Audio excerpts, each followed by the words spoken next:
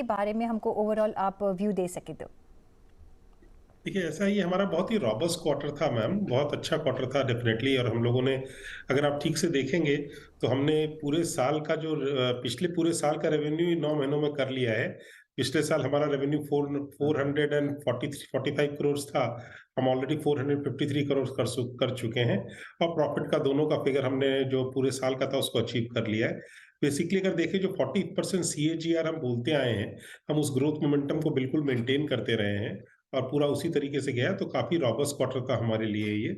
इसमें अगर आप दूसरा देखेंगे, जैसे आपको पता था कि हमने एनवीडिया के साथ में हमने अभी रिसेंटली काफ़ी एक हमारा बड़ा टाई अप हुआ था वाइब्रेंट गुजरात में।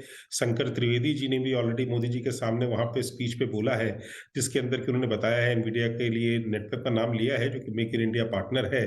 तो क्लियरली हमारा जो जो एआई इंटरप्राइज का जो सेगमेंट है वो ग्रो कर रहा है, और करीब उस पे इंक्रीज जो है 340% का इंक्रीज है हमारे एआई सेगमेंट में, जो कि हमारे लिए बहुत अच्छा है।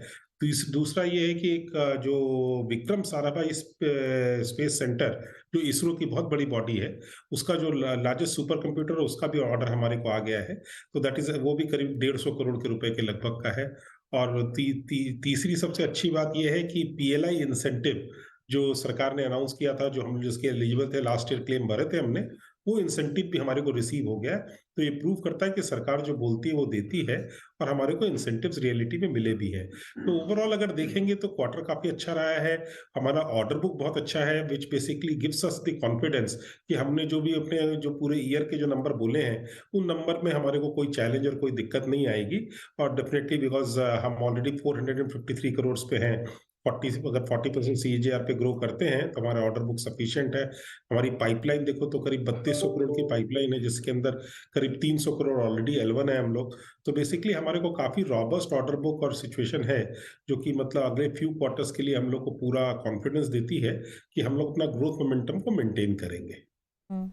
जैसे कि आप कस्टमर सेंट्रिक अप्रोच रखते हैं और पर्टिकुलर सर्विस जिसको जो भी चाहिए वहाँ आप टारगेट करते हैं, और उसमें फील्ड बहुत बड़ा है आपका अगर देखें तो, और अभी डिजिटाइजेशन के बिना तो हम कोई चल ही नहीं सकते हैं। तो कैसे देख रहे हैं, कौन से वर्टिकल्स में आपको लगता है कि आप यू नो आगे जाके एक्सीड कर सकते हैं, जहाँ से रेवेन्यू भी मिल सकता है, और जो मार्जिन में ये बार जो प्रेशर देखने को मिला है वो कभी ईज आउट होता हुआ दिख रहा है? क्या नेक्स्ट क्वार्टर में इससे बेहतर नंबर्स आएंगे, जैसे कि आप बोल रहे हैं कि बहुत सारे ऑर्डर बुक बहुत फुल है? हाँ, तो मैम देखिए, ऐसा है, अगर आप देखिए हमारा बिज़नेस काफ़ी फ़ोकस बिज़नेस है। हम 4-5 लाइन में काम करते हैं। एक तो हम्म। सुपर कंप्यूटिंग जैसे कि है, तो सुपर कंप्यूटिंग आपको पता है काफ़ी ग्रोथ एरिया है, गवर्नमेंट का भी फ़ोकस है, और काफ़ी हमारा अगर अभी भी आप देखोगे, करीब 40% बिज़नेस जो है, 40% प्लस बिज़नेस हमारा सुपर कंप्यूटिंग से आता है, जो कि ग्रोथ एरिया अपने आप में। और दूसरा जो हमारे लिए प्राइवेट क्लाउड एंड एचसीआई है, जिसके अंदर की भी मैसिव अडॉप्शन है पीएसयू बैंक्स का, चारों बगल एंटरप्राइजेस का, वो भी हमारा करीब-करीब अप्रॉक्सिमेटली देखेंगे 35 से 40% रेवेन्यू हमारे को देता है। ये 2 हमारे बड़े सेगमेंट है। तीसरा हमारा एआई करीब-करीब 7%, 6 से 7% हुआ करता था, लेकिन आप अभी इस क्वार्टर में आप देखेंगे करीब-करीब वो 10% पे पहुँच गया है।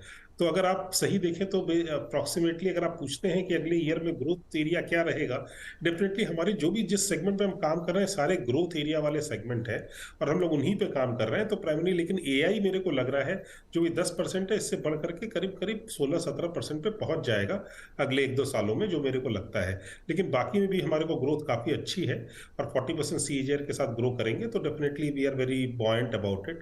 एज़ रिगार्ड्स मार्जिन, जो आपका सवाल था, देखिए कारण क्या है मैम, अगर आप रियल में देखें तो जिस तरह के हमारे कस्टमर्स हैं, हम लोग बॉक्स पुशर तो है नहीं, हम लोग टोटल सॉल्यूशन बिल्डर हैं।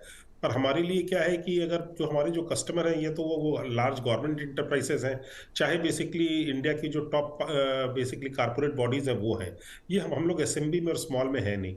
तो क्या होता है, ये प्रोजेक्ट का एग्जीक्यूशन होता है, हमारा प्रोजेक्ट का साइकिल जो है काफी एग्जीक्यूशन का कम होता है। तो हम्म। इसलिए क्या होता है, किसी क्वार्टर में क्या होता है कि कोई प्रोजेक्ट अगर बड़ा प्रोजेक्ट होता है तो उसमें थोड़ा मार्जिन कम होता है, तो वो इम्पैक्ट कर देता है क्वार्टर के रिजल्ट्स को। लेकिन हम शुरू से जैसे बोलते आए हैं कि हमारे जैसे बिजनेस के अंदर ये जी। बहुत क्लियर है कि आप क्वार्टर के ऊपर मार्जिन वगैरह देख नहीं सकते हैं, इसको ईयर ऑन ईयर ही देखना चाहिए। जैसे मैं आपको एग्जांपल दूंगा, अगर आपको याद होगा, मैं शायद आपसे बात किया था, हमारे Q1 में हमारा रेवेन्यू थोड़ा कम था, लेकिन हमारी मार्जिन 37% थी। हम्म। ठीक है, तब भी हमने यही गाइड किया था कि भाई हमारी मार्जिन जो है 25-26% के लगभग ही रहेगी। इस जी। क्वार्टर में ज्यादा दिख रहा है, वैसे ही इस बार भी अगर थोड़ा सा मार्जिन कम दिख रहा है, वो खाली इंटर क्वार्टर एडजस्टमेंट है। अगर ओवरऑल देखेंगे तो अगर पूरे साल पे आप देखते हैं तो हमारा मार्जिन जो मैंने गाइडेंस दिया 25 से 26% वही मेंटेन करेंगे मैम। जी, जैसे कि मैं देख रही हूँ कि गवर्नमेंट कस्टमर्स आपकी 50.8% है कंट्रीब्यूट कर रहे हैं, 49.2% नॉन गवर्नमेंट एंटिटीज़ है। चलिए, ऑन दैट नोट बहुत शुक्रिया संजय जी आपका हमारे साथ जुड़ने के लिए, and all the very best for the next quarter too. Thank you ma'am, thank you so much, जी, nice talking to. Same year. અને